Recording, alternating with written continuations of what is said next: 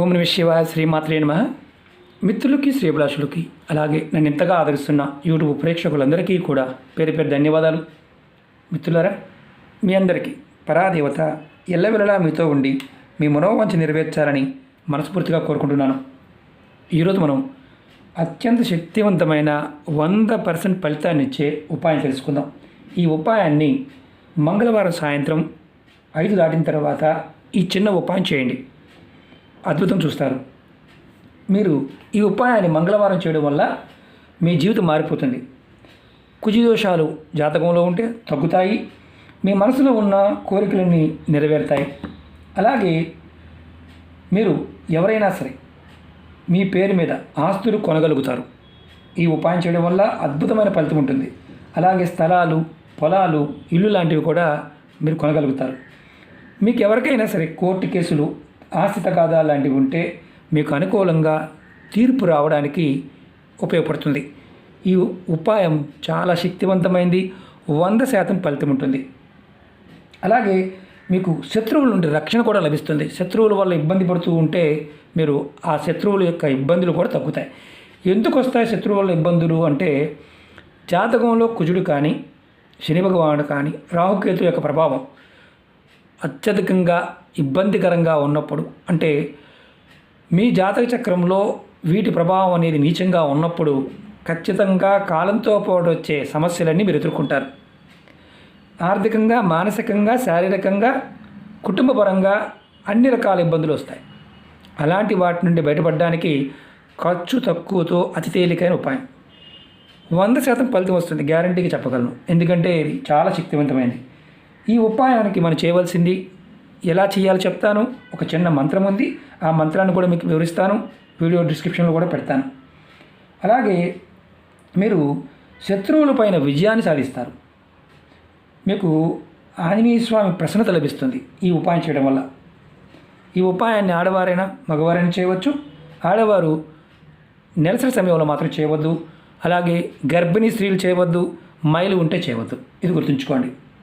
అలాగే ఈ తేలికైన, చాలా తేలికైంది, శక్తివంతమైంది. మీకు ఈ ఉపాయం స్నానం చేసిన తర్వాత చేయాలి. ఈ ఉపాయాన్ని మీ దేవుడి గదిలో చేయాలి. అంటే మీరు ఎక్కడైతే పూజ చేస్తారో అక్కడ చేయాలి. అక్కడ ఆంజనేయ స్వామి పటం ఉంటే బ్రహ్మాండం, లేకపోయినా ఇబ్బంది లేదు. మీరు పూజ చేసే గదిలో చేసుకుంటే చాలు. మీరు నువ్వుల నూనెతో దీపం వెలిగించాలి. ఎర్రటి ఒత్తులు, మీకు ఎర్రటి ఒత్తులు నేను చూపిస్తుందని ముందే వెలిగించాను, ఎందుకంటే లెంతీ వీడియో కాకుండా చేద్దామని. మీరు ఎర్రటి ఒత్తులు తయారు చేసుకోండి. మీకు ఎర్రటి ఒత్తులు లేకపోతే తెల్లటి ఒత్తుల్ని కుంకుమ అద్ది ఎర్రగా తయారు చేసుకొని వెలిగించాలి. నువ్వుల నూనెతో దీపం వెలిగించాలి. 2 ఒత్తులు వేయండి. తర్వాత మీ దగ్గర ఏదైనా సరే మందార పువ్వులు, ఎర్రటి పువ్వులు, మందార పువ్వులు కానీ, గులాబీ పువ్వులు కానీ ఇలాంటివి ఉంటే చక్కగా స్వామివారికి పెట్టండి, మీ ఇష్టదేవానికి పెట్టండి. ఒకవేళ మీకు అందుబాటులో లేకపోయినా ఇబ్బంది లేదు. దీపానికి ఎటువంటి బొట్టు పెట్టవలసిన అవసరం లేదు, అది గుర్తుంచుకోండి. అలాగే మీరు స్వామివారికి సమర్పించి, ఒకవేళ ఆంజనేయ స్వామి ఇట్లా పటం ఉందనుకోండి, మీరు స్వామివారికి సమర్పించండి. మీకు స్వామివారి పటం లేదు, మీ ఇష్టదైవానికి సమర్పించండి. మీరు తర్వాత ఇలా ధూప్ స్టిక్ కానీ, సాంబ్రాణి పుల్ల తీసుకోండి. ఇలాంటి ధూప్ స్టిక్ అయినా సరే వెలిగించి ధూపం చూపించండి. ముందు దీపం వెలిగించండి. తర్వాత ఈ మంత్రాన్ని మీరు మనసులో 11 సార్లు తలుచుకోండి. ఓం హం హనుమతే నమః, ఓం హం హనుమతే నమః. ఈ మంత్రాన్ని నేను వీడియో డిస్క్రిప్షన్లో పెడతాను. ఈ మంత్ర జపం అయిపోయిన తర్వాత మీరు ఒక చిన్న శ్లోకాన్ని, ఈ శ్లోకాన్ని మనసులో చదువుకోండి. మళ్ళీ చెప్తున్నాను, మీరు ఏది చేసినా పరిపూర్ణమైన నమ్మకం, విశ్వాసంతో చేయండి.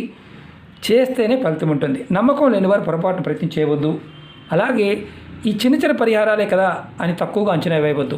ఎందుకంటే ఈ ఉపాయానికి పదార్థము, సమయము, మంత్రము. ఈ ఉపాయాన్ని మీరు సాయంత్రం 5 నుండి 9 గంటల మధ్యలోనే చేయాలి.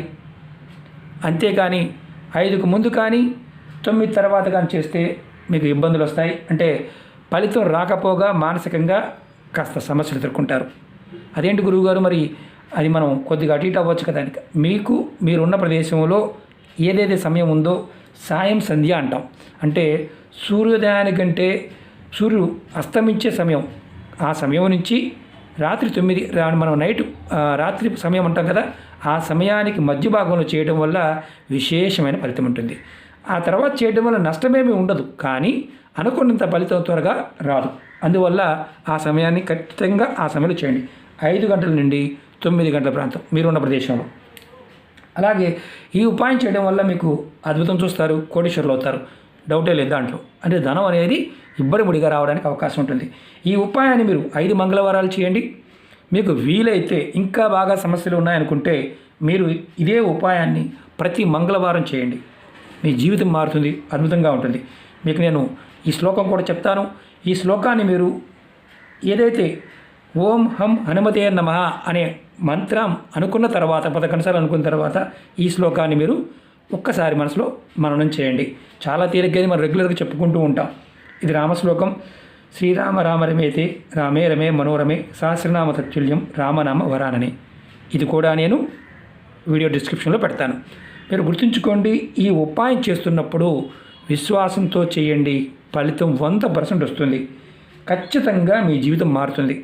అలాగే మీకు ఈ వీడియో నచ్చినట్లయితే లైక్ చేయండి, ఛానల్ సబ్స్క్రైబ్ చేసుకోండి, పక్కనే ఉన్న గంట సింబల్ని యాక్టివేట్ చేసుకోండి, 10 మంది మిత్రులకి షేర్ చేయండి. అలాగే మన కొత్త ఛానల్ లింక్స్ కూడా వీడియో డిస్క్రిప్షన్లో ఇవ్వడం జరిగింది, వాటిని కూడా సబ్స్క్రైబ్ చేయండి, గంట సింబల్ని యాక్టివేట్ చేసుకోండి. ఫేస్బుక్ లింక్ కూడా ఇవ్వడం జరిగింది, రిక్వెస్ట్ పంపించండి, ఖచ్చితంగా యాక్సెప్ట్ చేయడం జరుగుతుంది. అనేక రకాల సమస్యల గురించి కామెంట్స్ చేస్తూ ఉన్నారు. వీడియో పూర్తిగా చూడండి, పూర్తిగా చూస్తే అర్థమవుతుంది. పూర్తిగా చూడకుండా కామెంట్ చేస్తే సమాధానం ఇవ్వను. ఏదైనా మీరు అడిగిన దాంట్లో జెన్యూన్ ఉంటే మాత్రం ఖచ్చితంగా సమాధానం ఇస్తాను. వీడియో చూడకుండా మీరు క్వశ్చన్ అడగడం వల్ల ఎటువంటి ప్రయోజనం ఉండదు. అలాగే అనేక రకాల సమస్యల గురించి నేను వీడియోలు చేశాను. మీరు నా వీడియో ప్లేలిస్ట్లోకి వెళ్ళండి, లేదా మీరు వీడియోస్లోకి వెళ్ళండి. మీరు ఆచరించగలిగే దాన్ని ప్రయత్నించండి. ఒక ఉపాయం చేస్తూ రెండో ఉపాయం చేయకూడదు అని చెప్తే మాత్రం చేయవద్దు. అలా చెప్పలేదు అంటే నిర్భయంగా చేయండి. అలాగే ఇంకొకటి ఏంటంటే మేజర్ సమస్య ఏంటంటే, గురువుగారు మాకు ఈ పదార్థం దొరకలేదు, ఇంకో పదార్థంతో చేయవచ్చా అని అడుగుతూ ఉంటారు. నేను నువ్వుల నూనె చెప్పాను, నువ్వుల నూనె కాకుండా కొబ్బరి నూనె వాడవచ్చా? వాడకూడదు. ఏ పదార్థం చెప్తున్నానో ఆ పదార్థాన్ని మాత్రమే మీరు ఉపయోగించండి. ఆ పదార్థం దొరకకపోతే ఉపాయం చేయమాకండి.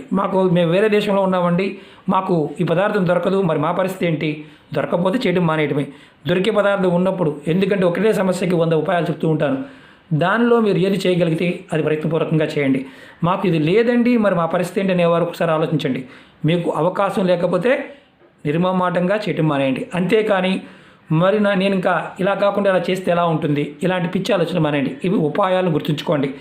తంత్రశక్తి, మంత్రము, యంత్రము ఏదైనా సరే దాన్ని మనం చేస్తున్న విధానం ఏదైతే చెప్పామో దాన్ని ఆచరించగలిగితేనే ప్రయత్నం చేయాలి. అలా లేనప్పుడు ప్రయత్నం చేయకూడదు. ఇది గుర్తుంచుకోండి.